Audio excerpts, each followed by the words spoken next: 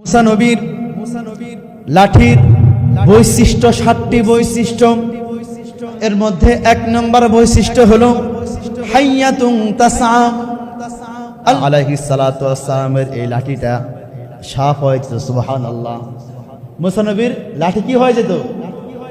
সাপ হয়ে যেত। সুবহানাল্লাহ বিহামদি। লাঠি আল্লাহর হুকুমে বিশাল রূপে এবং জীবন্ত দৌড়ন্ত একটি সাপে পরিণত হয়ে যেত এবং সাপ পৃথিবীতে দেখা যাবে না, কিয়ামত পর্যন্ত আর দেখা যাবে না। মুসা আলাইহিস সালাতু ওয়াস সালাম লাঠি যে এরকম সাপ হয়ে যেত। আমার ভাইয়েরা, আল্লাহ তাআলা যখন মুসা আলাইহিস সালাতু ওয়াস সালামকে নবুয়ত দিলেন, তখন এই লাঠিটি যখন নবুয়ত পেলেন মুসা আলাইহিস সালাতু ওয়াস সালাম, তখন অটোমেটিক মুসা নবীর কাছে এই লাঠিটি চলে গেল। সুবহানাল্লাহ।